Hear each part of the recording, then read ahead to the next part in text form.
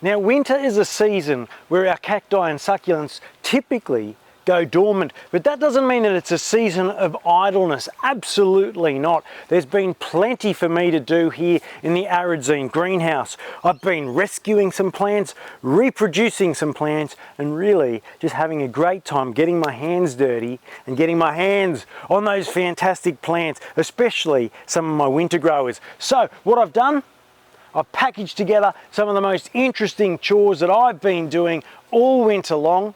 So I hope you'll stick around and see what's been happening through the winter in the Arid greenhouses.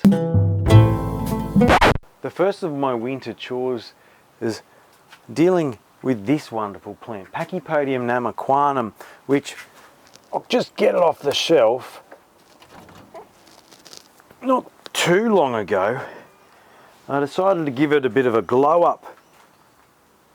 Fancy pot, lovely top dressing, sort of pseudo habitat style, and subsequently it's just not looking that happy. The base of it is kind of depressed in.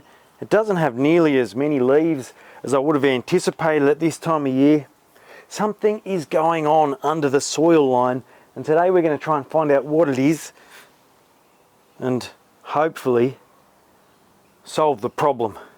To give you a sense of the scale of the issue, these two plants are the same age and they were about the same size at the start of this growing season. You can see this one, which is nicely under potted, is full, plump, nice flush of leaves. And this one here is just looking sad as. So I reckon we get it out of its pot. Are we going to find that there is some sort of pest infection? Is there a bit of rot in the roots? Or is there just something about it being over potted that isn't agreeing with it? Either way, we're about to find some answers out now. Alright, spiky things, so I'm going to use a glove. Let's start by taking these out. Generally what I've found is that Pachypodium namaquanum, they're not all that fond of getting their roots disturbed. So it could well just be a case that it's not happy about that, but alright. Well, if we get that out of the way, I don't see any immediate issues under here. Maybe if we clear off some of this soil, but the roots, they're healthy. I can see even new growth in the roots. So potentially this pot has just not been allowing those roots, which don't look like, they haven't really been spreading into all that space. So maybe they just haven't been accessing water all that well. I'm not sure, but whatever the case might be, I think the answer is going to be to put it back into a much smaller pot.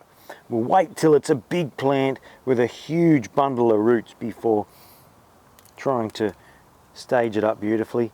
So let's do that now.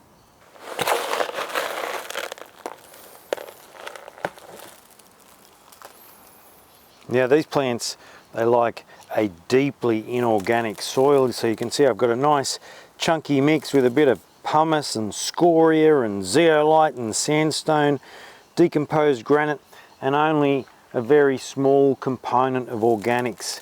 So that's what I'm going to pot this up in. Let's do that now.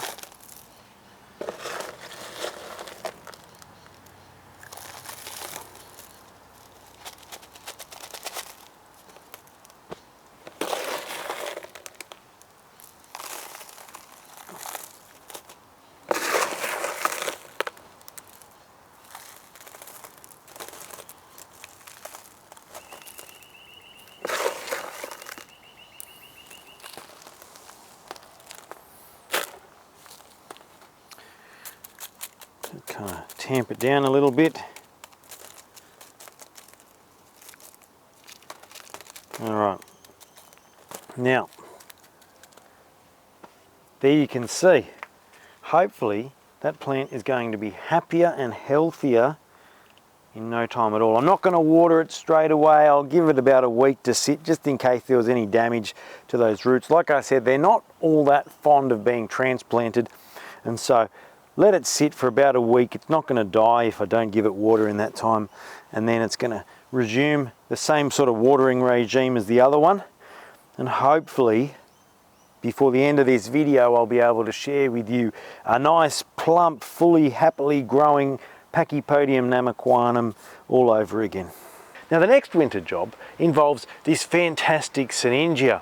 I picked this up when I adopted a whole heap of caudiciform plants last year, and it grew really well for me over the summer months. As you can see, it's clearly dormant now, but it's got a few little specks of growth coming out.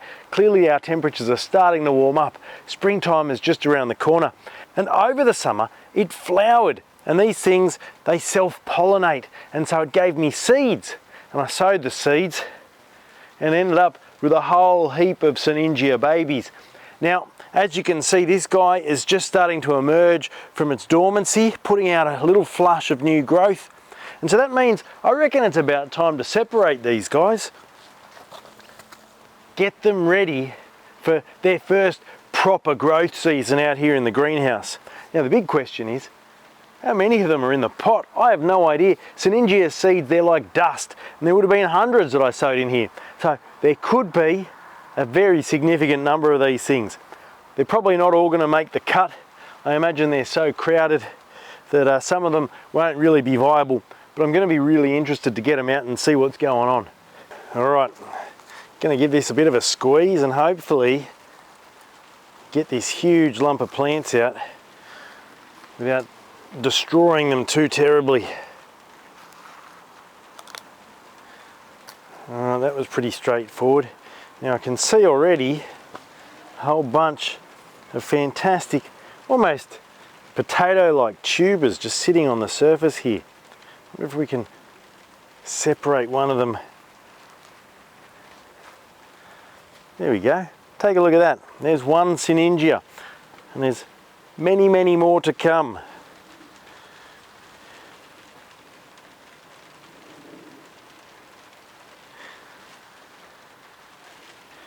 Now there is a big one here.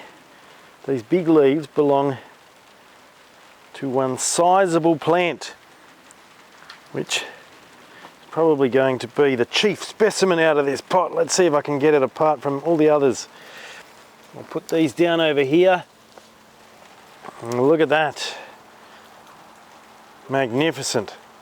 That's probably only about 7 or 8 months old. Fantastic, growing really well. So the plan is here, I'm going to pot these up, and hopefully as the temperatures warm up, I'll have a whole little army of baby Syningias ready to go. They'll probably all start flowering and producing hundreds of seeds themselves, and before you know it, my whole backyard will be full of them.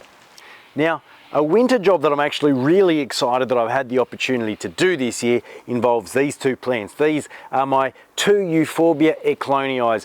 They're winter growing caudiciform plants from South Africa. And if you've paid close attention on this channel in the past, you would have known that at one point I had 8 of them, and then in a moment of rash stupidity, moving them into the sun too quickly, I killed 6 of them.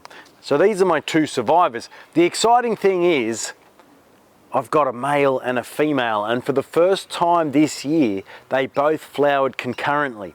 And so a little bit earlier in the season I pollinated this female here with this one's pollen, and now, just now, I've put this mesh baggie over it because excitingly there is a seed pod that has formed, and I reckon it's not too far away from popping. So with any luck, what's going to happen is I'm going to get 3 seeds out of this little seed pod, and soon enough I'll get to sow them and build back my population of these wonderful, very rare little weirdos. The end of winter is within touching distance, and very excitingly, first of all, that means that I can give you an update on that Pachypodium namaquanum. As you can see, it's plumped right up. It's really enjoying life in this far more constricted pot space. And so it's really a lesson. Don't get too excited about giving your plants a glow up if it makes them a little bit unhappy. This guy, apparently loves to be root bound, clearly getting the moisture it needs, and I'm sure is destined to far greater things in the future. So we'll chalk that one up as a chore well done.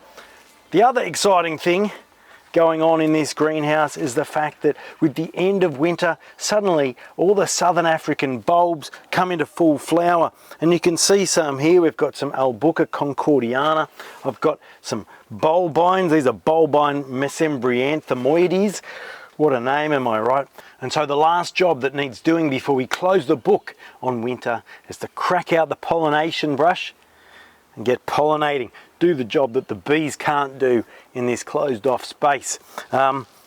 Plenty of plants that I can apply this to, but maybe most excitingly, I've got 6 crassula umbellas all in bloom simultaneously. Very, very rare little bulbous crassulas. I've talked about them plenty in the past. Now these things will make hundreds upon hundreds, even thousands of seeds this season. And I'm probably not going to sow that many, so what I'll probably end up doing is putting aside a fair chunk of those for people at the top tier of my Patreon. Something to really look forward to, because seeds of crassula umbella, not that easy to get your hands on. So, let's get pollinating, shall we? Spring has sprung, and mercifully that means an end to the winter chores. I can finally focus on other things as all the other plants start to wake up. But it's a really good opportunity to check in and just see how everything's going.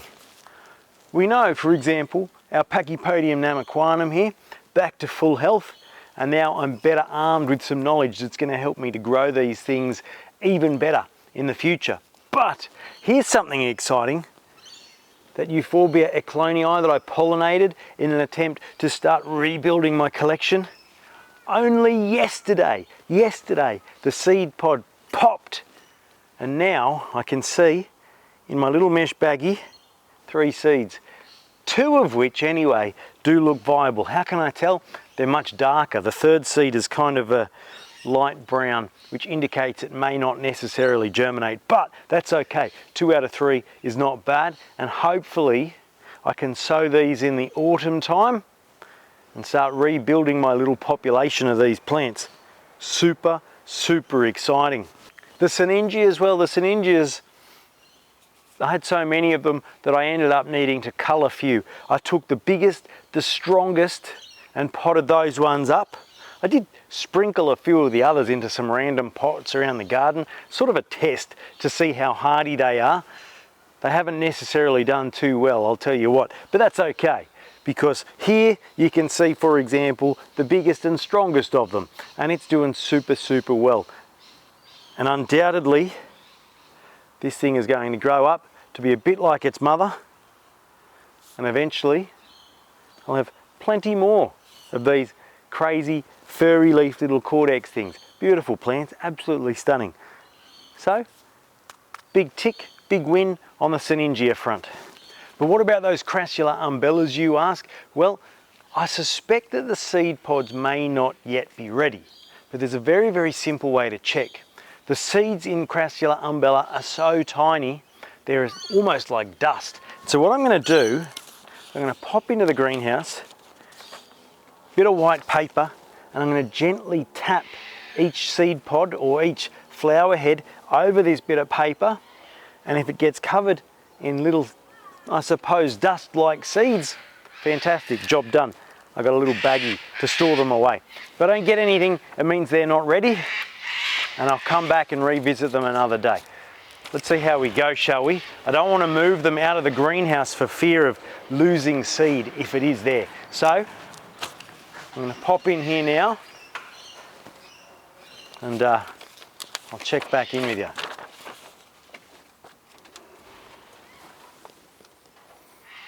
There wasn't a lot going on, but at least one of those seed pods is ready, and I did get the seeds. You can see them on your screen right now.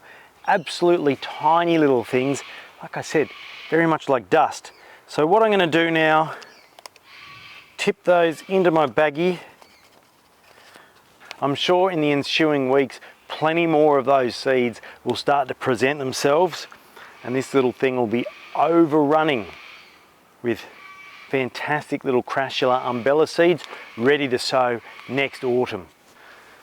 And so that's the winter chores all done. Fantastic. Finally I can relax. Ha! Who am I kidding? The jobs never stop. I've got hundreds and hundreds of last year's seedlings that are going to need new pots. There are garden beds full of weeds. There are plants that need to be moved, and seeds that need to be harvested all through the springtime. So I'm going to stop talking and get back to work. I hope you've enjoyed this episode. I've really enjoyed making it. I'm Michael. This is Arid Zine. I'll catch you next Monday.